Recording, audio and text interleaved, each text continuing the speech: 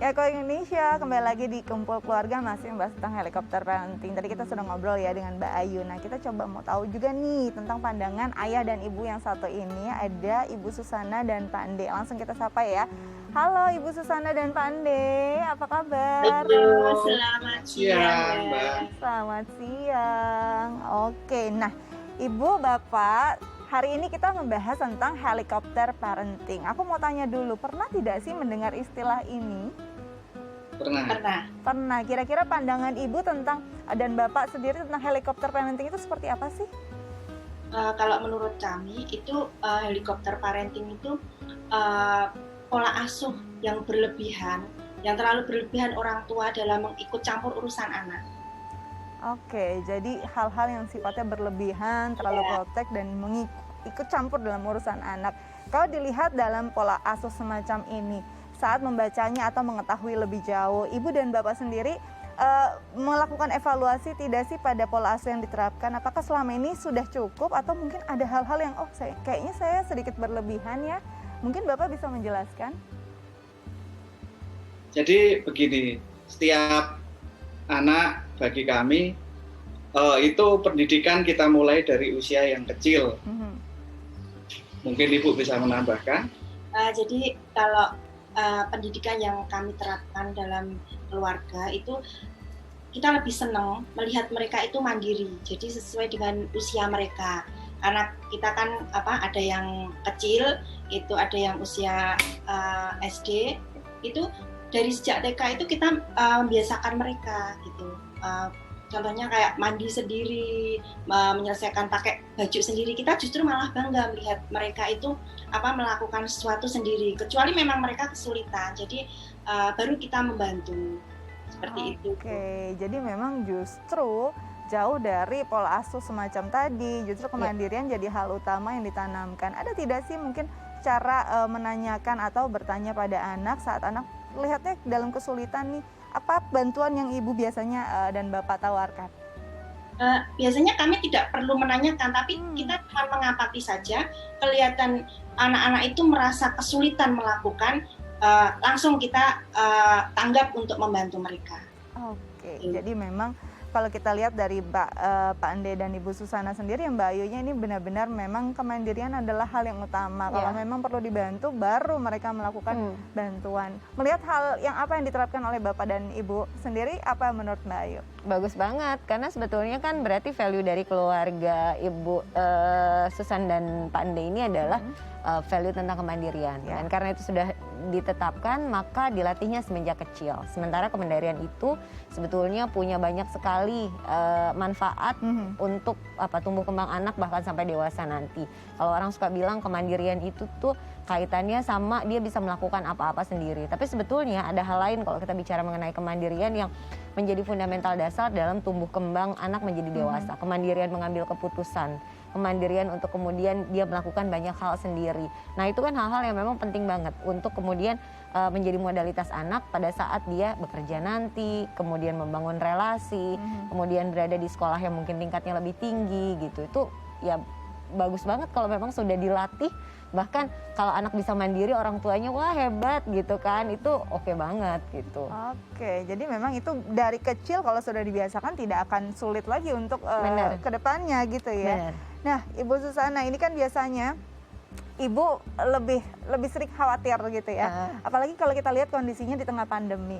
Ada tidak sih proteksi yang mungkin akhirnya jadi berlebihan atau justru memang sudah mempercayakan anak untuk bisa patuhi protokol kesehatan, terutama saat dia memang harus keluar dari rumah?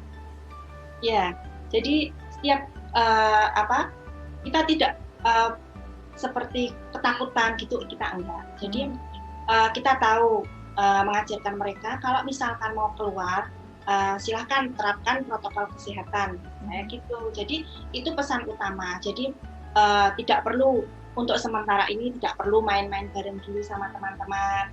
Jadi terus masker tetap dipakai dimanapun tidak ada. Gitu. Terus untuk pola makan, kayak mereka sering jajan di luar gitu, tidak perlu jajan, makan di rumah itu sudah cukup, saya gitu. Itu pesan kami sebagai orang tua untuk anak-anak yang misalkan keluar rumah gitu. Jadi kita tidak ketakutan sekali, tidak. Kita memberikan kebebasan untuk mereka. Tapi tidak perlulah yang dulunya boleh kumpul-kumpul bermain sama teman-teman, sekarang ini jangan dulu. Jadi kita memberikan pengertian supaya anak-anak itu juga bisa mengerti gitu loh, memahami kalau kondisi saat ini juga masa-masa pandemi seperti itu. Baik, jadi memang benar-benar kepercayaan diberikan kepada anak. Mbak Ayu, ini memang intinya pada kepercayaan sebenarnya ya, untuk menghindari hal-hal yang berlebihan dari orang tua ke anak. Apalagi di tengah pandemi ini sering sekali justru yang tadinya mungkin tidak helikopter, sekarang akhirnya udah mengarah nih. Aku sendiri mungkin merasakan kayaknya saat di luar, aduh bisa jangan pegang apapun, ini kayak semuanya mau diprotek gitu ya dari anak. Mungkin tidak sih memang pandemi ini membuat orang tua jadi terpengaruh? Iya betul, karena sebetulnya root dari orang tua yang kemudian melakukan pengasuhan secara helikopter umumnya adalah tipe orang tua yang cenderung memiliki kecemasan tinggi gitu. Nah pandemi ini secara langsung ataupun tidak langsung itu kemudian memberikan sedikit banyak pengaruh terhadap kondisi kesehatan mental individu, kesehatan mental mungkin ibu atau ayah kemudian menjadi lebih mudah cemas dan khawatir karena banyak hal di luar sana yang nggak bisa kita kontrol, di luar juga beritanya semakin simpang siur sehingga berpengaruh terhadap kondisi psikologis orang tua. Dan ketika itu mempengaruhi kondisi psikologis orang tua, maka output perilaku orang tua juga kemudian menjadi berubah. Yang tadinya bisa agak lebih santai gitu kan ya, sekarang jadi lebih banyak hati-hati ini itu apa segala macam gitu kan, karena di luar ada apa gitu kan. Nah kalau kemudian pandemi ini sedikit banyak mengubah perilaku orang tua, ya mungkin saja bisa jadi seperti itu, karena memang rootnya sendiri kenapa bisa helikopter parenting, biasanya orang tuanya typically yang memang penuh rasa khawatir, penuh perasaan cemas gitu kan, dan pandemi ini sedikit banyak memberikan pengaruh terhadap hal tersebut. Dan ini pentingnya memberikan kepercayaan pada anak. Ya. Dari usia berapa sih kita mulai mengasah bahwa kita percaya bahwa anak kita bisa melakukannya? Oke, kalau misal ditanya dari usia berapa, itu dari usia sekitar 3 tahunan ketika anak sudah bisa mulai eksplorasi, jalan-jalan, mulai dari dia mau pegang mainan sendiri, dia mau buka pintu sendiri. Dari situ sebetulnya tumbuh kita mulai mengasah rasa percaya kita pada anak. Bagus banget kalau diterapin sedini mungkin dan seawal mungkin, jadi membiarkan anak mengeksplorasi, punya inisiatif-inisiatif sendiri untuk melakukan sesuatu, sehingga kita mengawasi ketika memang sudah kelihatannya, wah ini bahaya nih, bakalan jatuh nih vas bunganya atau apa. Baru kemudian kita cepat untuk mengambil alih. Tapi sepanjang dia masih bisa lakukan sendiri, itu nggak apa-apa banget gitu. Karena anak jadi kemudian punya keyakinan kalau dia mampu untuk melakukan sesuatu. Kemudian anak juga punya rasa percaya diri. Anak juga nanti akan tumbuh dengan inisiatif-inisiatif bahwa dia bisa untuk melakukan sesuatu sendiri begitu. Itu penting banget bahkan ditanamkan pada anak.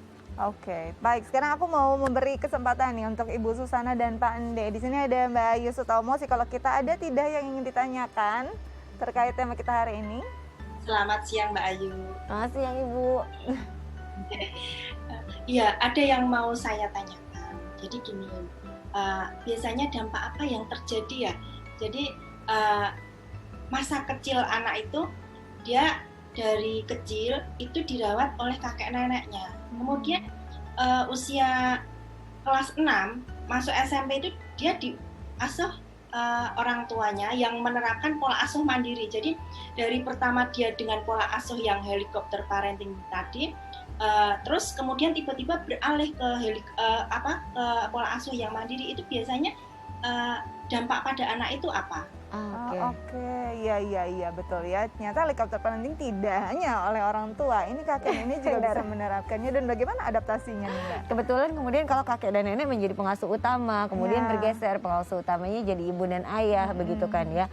Nah setelah masa beberapa tahun berada dalam helikopter parenting, tentunya ada beberapa hal yang kemudian menjadi missing atau hilang dan perlu dikejar oleh anak. Misalnya seperti apa? Keyakinan diri anak, kepercayaan diri anak, kemudian perasaan anak untuk bisa berlaku mandiri, kemudian anak selalu merasa bergantung bahwa ada yang melindungi, ada kakek, ada nenek gitu kan.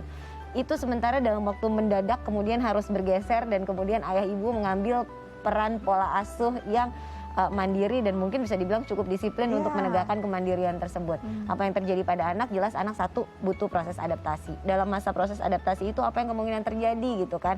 Anak akan melakukan beberapa penyesuaian yang mungkin nggak mudah gitu. Karena kan dari segala sesuatunya serba mudah, dia harus mengejar kemampuan inisiatif, adaptasi dan kemandirian dalam waktu yang singkat gitu.